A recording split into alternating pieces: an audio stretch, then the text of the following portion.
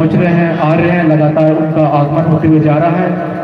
तो जोरदार तालियां उनके लिए भी और हार्दिक अभिनंदन सेवा जोहार करता हूं। और हमारे बीच में सम्मानीय नरसिंह पूर्वे जी सिवनी से चलकर आए हैं, उनका भी मंच पर स्वागत, हार्दिक अभिनंदन। वे प्रकृति शक्ति पड़ापेन के सामने और प्रकृति शक्ति पड़ापेन से आशीर्वाद लेते हुए इस कचनार की पावन धरा और उनके जीवन के और उनके परिवार के लिए सुख समृद्धि कामना करते हैं।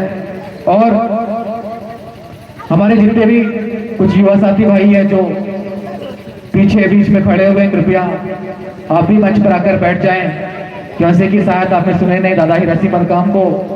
दादा हीरासी मरकाम कहते कहते चले गए, लेकिन उनकी बात हमेशा रहते चली गई है हमारे बीचों में कि जो खड़े होते हो गद्दार कहलाते हैं और जब जमीन पे बैठते हो जमींदार कहलाते हैं। तो हम इस जमीन के और इस धरती के मूल मालिक हैं, हम इस देश के आदिवासी, आदिकाल से निवास करने वाले आदिवासी हैं। तो मैं मंच पर आमंत्रित करना चाहता हूँ हमारे बीच में उपस्थित एक कोरकू समुदाय से अपना ताल्लुक रखते हैं और जिनका कौम आता है वो कोरकू समुदाय से भाई सत्यनारायण सुचार जी।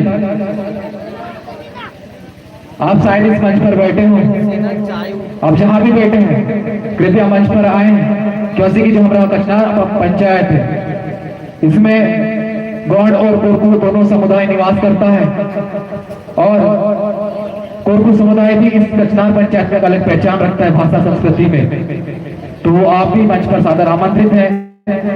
सिर्फ नाच गाना और ये सारी चीजें हमारी संस्कृति की पहचान है और इन्हें जीवित रखने के लिए कचनार की पावन धरा में लगातार देखने को मिलता है। लेकिन साथ ही साथ हमारे जीवन में कुछ ऐसे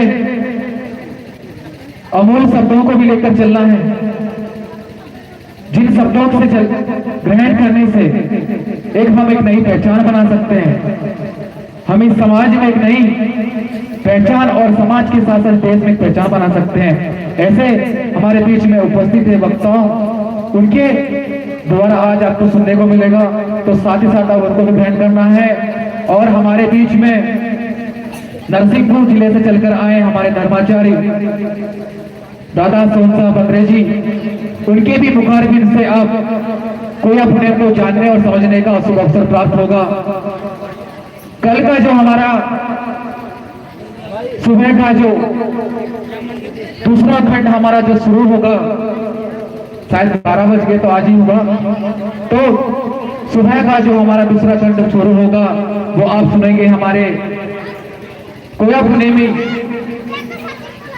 के जानकार और हमारे दादा सोनसा बंद्रे जी के मुखारबिंद से सुनेंगे। आप सभी को सुनना है और समझना है और इस देश और हमारा जो गौंडवना है, जो धरती है, इसकी भाषा संस्कृति को समझना है। क्योंकि कि जब हमारी भाषा संस्कृति जिंदा रहेगी, जीवित रहेगी, तभी हम आदिवासी कहलाएंगे और आदिवासी कहलाएंगे तो हमारे अधिकार जिंदा रहेंगे। तो हमारे बीच में उपस्थित है सत्यनारायण सुचार जी, उनके लिए जोरदार तालियां होनी चाहिए। मजा नहीं आया तो दोनों हाथ ऊपर करना सभी लोग। अभी सारे चीज आपके अंदर ऊर्जा और जुनून अभी थोड़ी देर में आ जाएगा। मैं कुछ कहना नहीं चाहूंगा लेकिन वो खुद कर देंगे। बहुत बहुत धन्यवाद भाई सुचार जी।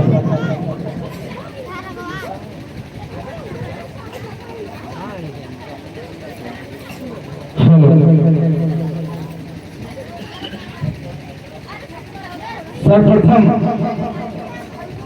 मैं आप लोग से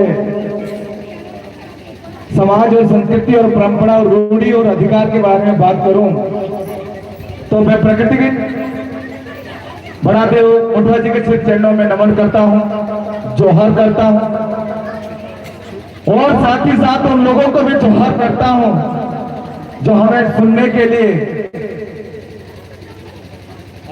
लगातार बैठे हुए हैं। ये आज जो पर्व है, आज जो ये कार्यक्रम का उद्देश्य हमारी संस्कृति, हमारी परंपरा, हमारी भाषा